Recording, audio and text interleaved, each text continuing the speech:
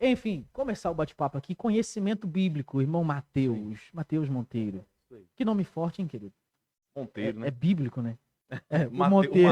Mateus já é. O Mateus já é. O Mateus já é bíblico. Você é uma pessoa bíblica, né? A gente tenta ser Já, bíblico, né? já na tive medida o do possível. prazer de ouvi-lo pregando, graças a Deus, Que alegria. né? E é um prazer pra gente recebê-lo aqui no nosso podcast, né? Nesse dia excepcional, um dia diferente, né? Mas vamos começar. Eu gostaria de saber como é que eu posso alcançar esse mesmo conhecimento que o senhor tem. Esse conhecimento bíblico aí. A Bíblia diz que aquele que pede, recebe, né? Uhum. Só que diz que aquele também que bate, a porta se abre. Sim. É muito místico quando a gente fala assim, aquele que pede, recebe. Não, eu vou orar, vou pedir a Deus conhecimento bíblico. A ideia que se tem é que Deus vai abrir a cabeça do camarada e vai colocar lá dentro.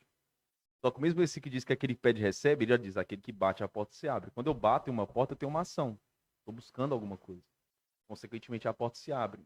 Então, bater na porta do conhecimento é realmente entrar de cara no conhecimento. Uhum. Dedicar aos estudos, ler, aprender. Então, quando eu busco, consequentemente, eu vou encontrar. Tem gente que acha que o conhecimento bíblico é só o pedir e receber, né? Eu já ouvi muita gente que prega, fala assim, não, eu nem preparo o sermão não, porque a Bíblia diz que eu vou abrir a boca e Deus vai me encher. Leva aquele versículo que diz que o Espírito Santo vos falar lembrar. Não, pega o microfone, Assim. o Espírito Santo vai falar no meu ouvido. Não vai ser assim.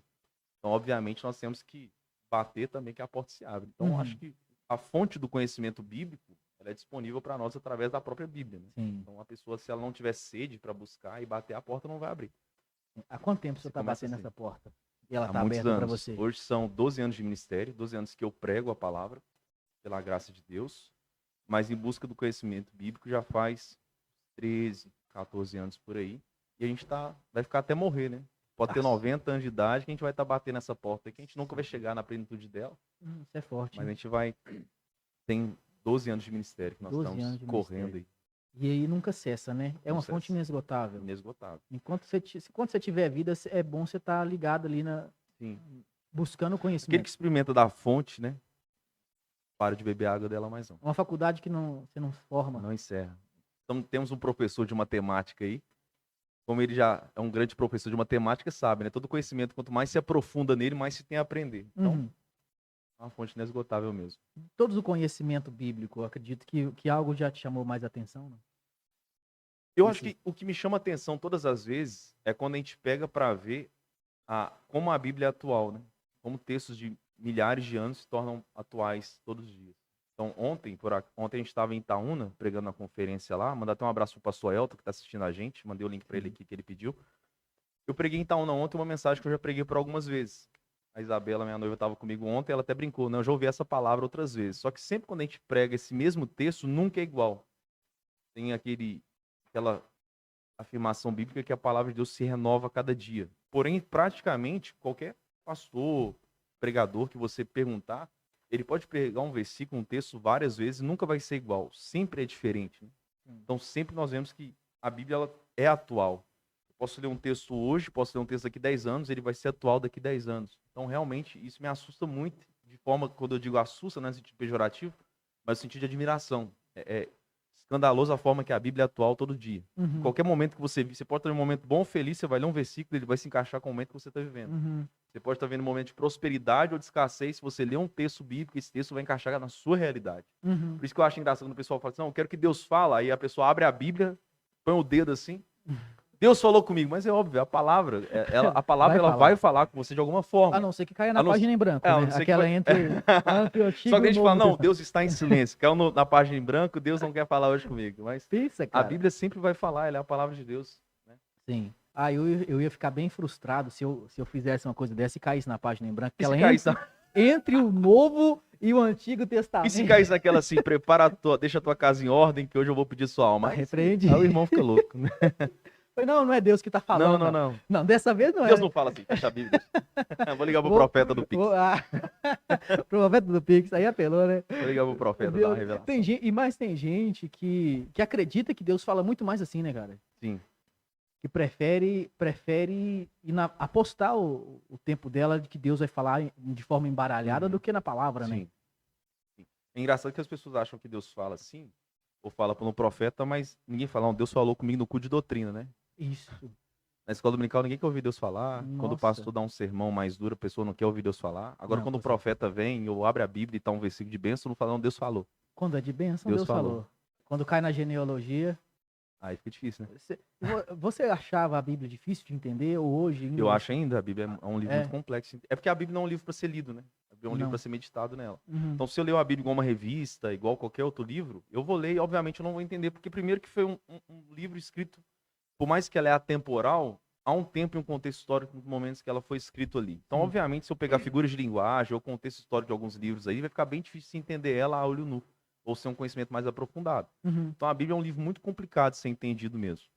E outro aspecto que a Bíblia não é um livro para ser entendido é que a Bíblia é um livro para ser meditado. Quando a palavra meditação no hebraico é hatz, que quer dizer internalizar. Então, a Bíblia, eu devo ler ela internalizando ela. Então, quando eu leio a Bíblia e internalizo ela, ela se torna viva e eficaz. E o que é internalizar? A Bíblia diz, né, o profeta ele diz assim, eu guardei a palavra no meu coração para não pecar contra ti. Quando ele fala isso, ele está falando sobre algo interno. Eu gravei ela dentro do meu coração. Uhum. E gravar a Bíblia no coração é levar ela para a sede do seu conhecimento, das suas ações, das suas esperanças. Sim. Então, o que faz a Bíblia ser viva é quando as palavras desse livro saem daquilo que eu estou lendo, entram dentro de mim, e aí ele passa a ser vida dentro de mim. E o que é a Bíblia ser vida dentro de mim? É quando eu leio aquilo que está ali e eu pratico aquilo que está ali. Então, a Bíblia se torna viva quando as minhas atitudes são de acordo com aquela palavra que eu li, e elas estão vivas através de mim, dentro de mim. Então, porque se eu só ler a Bíblia como qualquer revista, você vai ler a Bíblia e não vai ter efeito nenhum. Mas se você lê ela, internalizando ela, ela se torna viva e eficaz dentro de nós. Então, esse é o grande segredo de entender a Bíblia. Não é entender só aquilo que se lê, é fazer realmente vivo dentro de nós aquilo que eu estou lendo. Se eu não ler assim, eu ler como qualquer livro, eu não vou entender. É um livro de cultura judaica, há milhares de anos escrito por diversos autores, então vai ser muito difícil entender a Bíblia a olho nu se a pessoa não tem um conhecimento bíblico, não tem uma noção básica de cultura judaica, contexto histórico, vai ficar um livro meio complexo de ser entendido mesmo. Sim. E você tem uma tradução que você gosta mais? E alguma que você não João recomenda? Ferreira de Almeida corrigida, para mim é a melhor de todas. Qual ano, mais ou menos? Você lembra, não? Então, toda João Ferreira de Almeida, porque a João Ferreira de Almeida é a tradução que nós temos mais próxima ao original. Uhum. A Bíblia, quando ela foi traga para a nossa língua, para o latim, né, nós somos latinos americanos, foi através da Vulgata de Jerônimo. Então, Jerônimo pegou a Bíblia e ele traduziu a versão grega e do hebraico para o latim. E para o latim foi traduzido para o português nosso. Só que antes disso ela veio para o português de Portugal. E ela é chamada de Vulgata de Jerônimo porque ele traduziu ela para o latim vulgar. Uhum. O que é a linguagem vulgar? A linguagem popular. É como Entendi. se fosse gíria hoje. Ele pegou essas traduções, traduziu para Vulgata, que é o latim vulgar, e aí trouxe para o português. Então, para mim, é a tradução bíblica mais próxima à que nós temos no original mesmo. É a versão que eu mais uso, é a que eu prefiro. A NTLH você não... Ah, é boa. É boa. boa. Para quem está começando é muito boa, porque é mais clara, né? É uma linguagem mais clara, Uhum. mais tranquila Eu fico de se entender. com o NVI pé também é uma atrás. Bíblia muito boa para quem está começando a ler Bíblia. É a NVI NVI também. é muito boa, top. A NVI eu acho... Boa. Na NVI eu não vejo tanta diferença Uhum. e como eu vejo na NTLH, Aham. sabe? A NTLH eu já vejo que ela, tipo assim, ela interpreta o texto. Uhum. Sim. Ela Ela é não mais traduz. mastigadinha. Ela não traduz, ela interpreta, Uhum. né? Você Sim. falou que subiu a montanha de uma forma diferente lá lá na João Ferreira de Almeida, ela vai explicar como que foi aquilo, né? Ela Sim. vai mastigar para você. Sim. Isso Por faz isso que eu bem, não será? por isso que eu não prefiro tanto, porque às vezes pode ter uma leitura aí do próprio autor que não é a original do texto. Uhum. Então Entendi. é por isso que eu prefiro mais a João Ferreira de Almeida. Mas a NVI é uma Bíblia muito prática para quem está começando. Novo convertido, jovem, adolescente, uma pessoa que não quer tanto quebrar a cabeça, quer alguma coisa mais prática, ou para o evangelismo, a NVI é uma Bíblia muito boa. Uhum. Porque o nome já fala, é uma nova versão atualizada, né? Nova Sim. versão mais popular para o pessoal. A NVI é uma Bíblia muito boa também.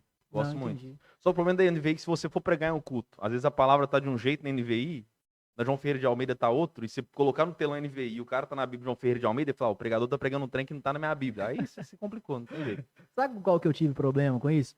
Com a King James atualizada. Nossa, A atualizada. vem do inglês mesmo? É, Aí, não, mas a atualizada ficou muito diferente, cara. você achou? Achei. Eu tenho ela e quando eu tô lendo lá, vai pregar hoje. Se eu levar ela, vai ser totalmente diferente. Totalmente diferente o texto. Totalmente diferente. Ela não Sim. parece ser a King Sim. James.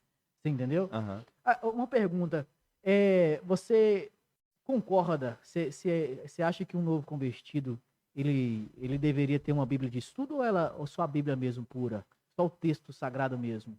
Eu acho que o novo convertido, se o cara se converteu hoje e aceitou Jesus hoje, é natural que ele tenha um primeiro amor, né? Um fogo para querer conhecer a Bíblia, conhecer a palavra. Se ele tiver os dois, é essencial. É bom ele ter uma Bíblia mais comum para ele entender o que está escrito ali. Mas se ele pegar uma Bíblia mais complexa e não entender, se ele tiver um comentário bíblico bom, de respaldo, é importante sim. Porque ele tem um auxílio direto do texto, né? Entendi. É melhor do que ele entrar no Google e colocar lá traduções bíblicas do versículo tal. Vai ter traduções ali que não são de caras pentecostais, trazem uma linha teológica totalmente diferente, vai ter um calvinista, uma tradução, e ele vai pegar aqui na internet e falar, isso aqui é o que é para mim, às vezes não é.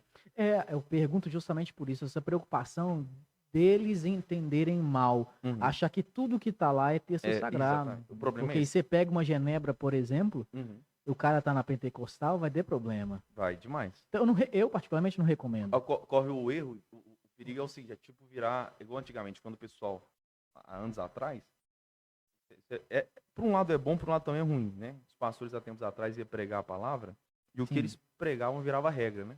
Ninguém abria a Bíblia para conferir se o que ele estava falando tá ali. Isso aqui a Bíblia fala que isso é pecado. Ninguém abria a Bíblia para confirmar se é ou não. Então, o que a pessoa falava com o microfone na mão virava regra. Quantas vezes eu já vi cliente? Não, a Bíblia diz que uma folha não cai da árvore se Deus não permitir. Mas quem disse? Não, meu pastor disse. Diz que a Bíblia diz. Mas não existe esse versículo na Bíblia. A pessoa, não. Não, mas é porque eu ouvi falar, então eu acreditei que tinha. É bem um problema da política também. A política, se a gente for olhar a massa que nós temos no Brasil, né, que é a grande emissora que é a Rede Globo, a Rede Globo conseguiu doutrinar muita gente assim. Pegava uma notícia, manipulava a notícia, e o pessoal mais sem conhecimento ouvia a TV falar e falava, se a televisão falou é porque é verdade. Então, causa esse problema que às vezes o novo convertido ele pega uma Bíblia de estudo ali de um calvinista, uma pessoa que tem uma visão totalmente teológica ao contrário à que ele está vivendo atualmente, ele vai pegar aquilo ali, ter como verdade, ele vai confrontar o pastor dele no culto, fala, pastor, não, mas a minha Bíblia, a tradução diz isso, só que o pastor fala, não, mas a nossa crença não tem nada a ver com o que você leu. Se ele pegar uma Bíblia, exemplo, do Testemunho de Jeová, ele vai ter muito problema. Isso, versículo que é tirado. Porque como a pessoa é uma nova convertida, ela não tem tanto uma estruturação ainda, ela pode ser levada por qualquer vento, né? Sim. Se ela não tem uma base firmada, então eu aconselho quem é novo convertido ou quem está começando, pegar uma tradução mais básica. Pega o NVI, pega uma Ferreira de Almeida, comentário bíblico, vai na CPAD, tem vários comentários bíblicos assembleanos sensacionais aí. Frequente Escola Dominical, porque a revista Escola Dominical é um seminário teológico gratuito que nós temos praticamente, porque são revistas muito boas. Professores excelentes ali. E é o básico, né? O básico que funciona. É o arroz e feijão. Sim. Não precisa de nada transcendente. Se eu não convertido, o que eu vou querer saber de hebraico? Você tem Jesus agora, calma. Vai edificar, vai na manha, que é às vezes vai acabar confundindo. Sim.